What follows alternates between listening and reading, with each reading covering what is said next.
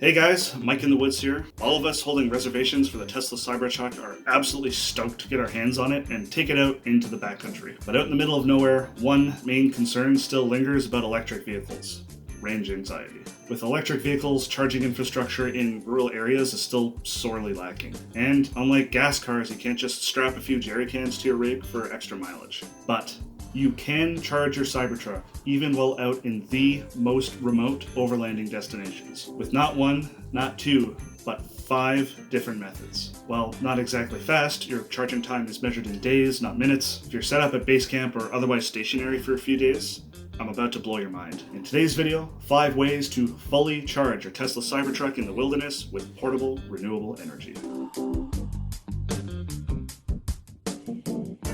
Number 5. Solar. This was my original concept for how to charge the Cybertruck in the backcountry, several ultralight solar blankets all wired together. In my initial napkin math, I was missing a few bits of the equation, like the solar charge controller and the inverter, the latter of which will be needed for all of the methods on this list. There's also efficiency loss from the various stages from the panel to the battery, and even the angle of the panels plays a major role. The benefit to using solar is that you can scale it up or down as much as you want, wiring as many solar panels together as your charge controller and inverter can handle. You can go the route of the soft blanket style panel setup for the most compact setup, or you can go for the really efficient hard frame panels. Weight and space are a concern for storage and transport, so it's all about finding the best trade-off here. The downside to solar is, of course, that you can only charge throughout daylight hours, and your effectiveness will heavily depend on the time of year and available daylight hours and intensity, and especially the weather. And lastly, you need a large footprint for setting up your panel array, hard to do if you're in dense bush. So this type of setup would really only be optimal for flat, open areas, very sunny, long days.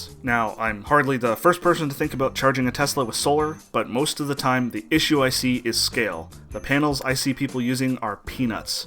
My concept involves taking up to 40 of these ultralight bendable solar panels in a 10x4 layout with a total listed peak capacity of 4,000 watts. Assuming a 150 kilowatt hour battery in the truck and a 30% efficiency loss from DC to AC and then back to DC again, my napkin math chucks out an approximate 59 hours of peak capacity charging to go from completely empty to completely full, or 14 hours and 45 minutes for a quarter charge, with 4 kilowatt hours of solar panels. At $160 per panel, that's a hefty $6,400 just in solar panels, but with this method I can start off as small and work my way up to the full array. 40 of these suckers weigh in at a total of 194 pounds, but when you think about it, that's really only about the average weight of a human being, and it packs down to a theoretical size of 117 centimeters by 54 centimeters by 12 centimeters.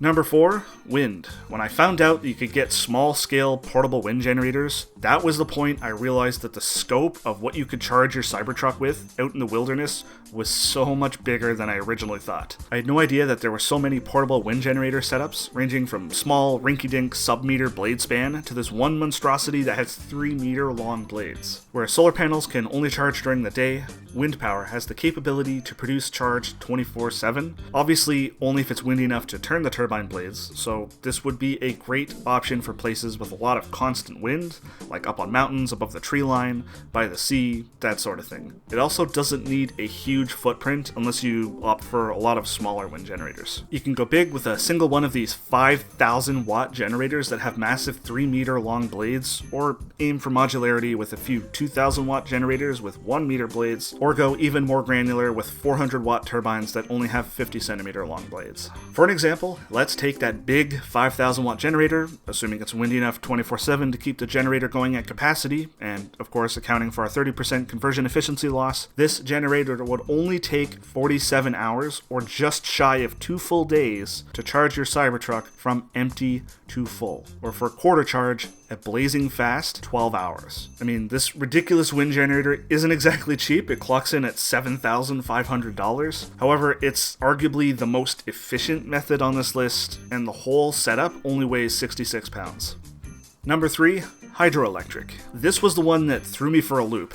portable hydroelectric generators. Now, as we go into this one, I'd like to note that there's not really any commercially off-the-shelf available options here. Most of the ones I found are either big pipe-fed clunkers like this, or too small and weak for our truck charging purposes. There's a few 3D printable designs floating around, no pun intended, but similarly are a bit too underpowered. So we turn to the realm of DIY, making our own. I found a 2000 watt generator on Amazon. The idea is to figure out how to attach either a turbine style assembly or a water wheel to it. Mixing water with electricity is always a bad idea, so rather than have any wiring of any sort in the submersible section, I'll likely just use a steel cable or something to transfer torque from the wheel to the shoreline. I'm leaning towards a large water wheel style design that can be torn down and laid flat in the truck bed to minimize space, suspended above the water using like bushcraft style tripods or something. Maybe CNC the wheel out of particle board and waterproof it, and because the water wheel is big, I might have to gear it down so I can get the proper RPMs going on the generator. Let's call it $200 for the raw materials to build the water wheel, $500 for the generator, and throw in the other odds and ends, and let's say $1,000 to build the whole assembly, big enough to crank our 2000 watt generator at spec. At this rating, we could get from 0 to a full charge on the Cybertruck in a little under 5 days, or for a quarter charge, a day plus 6 hours. Longer than some of the other options, but probably the most stable and consistent one on this list. Let's say the diameter would be about the width of the Cybertruck bed, and being overzealous with an estimation of about 150 pounds for the entire assembly, including the generator. This setup would be particularly good for locations where you've set up next to moving water, whether it be a creek or especially a waterfall, where gravity gives it a boost.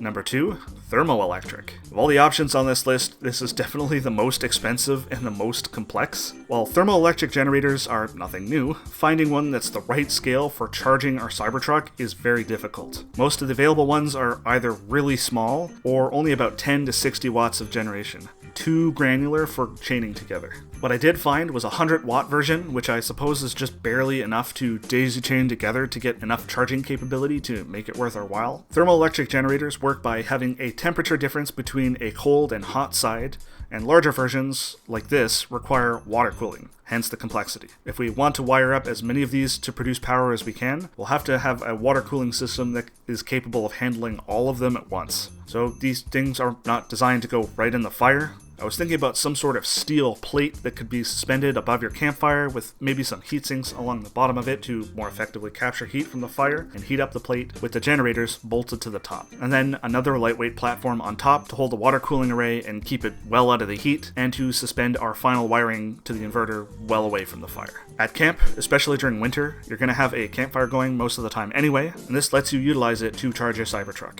And if you hang some steel or aluminum sheeting off 3 sides, you can also create a fire reflector wall to channel more heat both into the plate and at you if you're also using it for personal warmth in colder weather. To wire up, say, 16 of these bad boys together to get 1600 watts of power, you're looking at $11,000 and 272 pounds worth of generators, and that's not even including the needed water cooling system or the steel plate assembly. And this would take almost 6 days of a full, continuous roaring fire at max capacity to charge your Cybertruck from empty to full, or about a day and a half for a quarter charge. So look, clearly this isn't the most effective or cheapest method on this list, but it is an option, and I just want to show you all of the possibilities should you so be inclined. Might actually be worthwhile in dense camps where none of the other options are feasible. At the very least, I'll definitely be experimenting with this.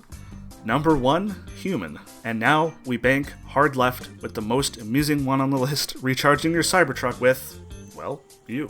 This option is probably the cheapest and simplest option to implement, but unlike the others, this one's not really scalable. There's only one of you, and good luck trying to rope anyone else into charging up your Cybertruck. The one I found mounts a bike to it for power generation, so if you have an old bike or are taking one with you anyways, this might actually be an option. The generator I found only outputs about 300 watts of power, so rather than directly powering the Cybertruck like the other options, I would instead use this to go to a battery bank first, then use that to charge up the Cybertruck once it's fully charged. You're going to get even more efficiency loss, I imagine, by going to the battery bank first and then to the Cybertruck, but because the power output is so low, I still think you'd be better off with the higher output from the battery bank than just going directly to the truck. And let's be clear, unlike the other options, which can feasibly charge up a Cybertruck to full in a reasonable amount of time, you're probably not going to do that with this. This is a solution meant for a last-ditch effort to pump a few miles worth of range into your truck to limp back to civilization,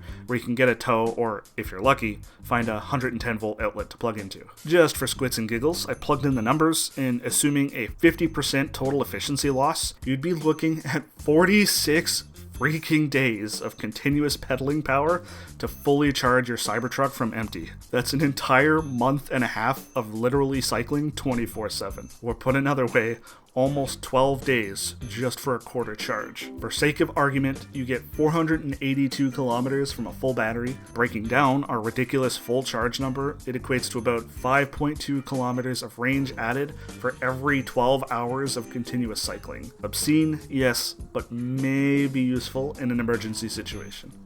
Well, there you have it, 5 methods of charging your Cybertruck out in the backcountry with renewable resources, ranging from 2 days to a month and a half. Solar, wind, hydroelectric, thermoelectric, and human power. Hopefully I delivered on my promise of blowing your minds, and at the very least, I hope this gets the gears turning and offers some thought-provoking realizations about EVs in the backcountry. Reading up on these various methods for this video has just gotten me even more excited for my Cybertruck, and I promise you I will be experimenting with all of these methods and give you some real-world data to go off of. If you're new to the channel, I combine fun, futuristic technology with traditional outdoors experiences, so check out my other videos and consider subscribing if that's your thing. I'll link to the various resources I used for this video in the description if you want to check stuff out for yourself. Thanks for watching, guys, and as always, I'll catch you next video.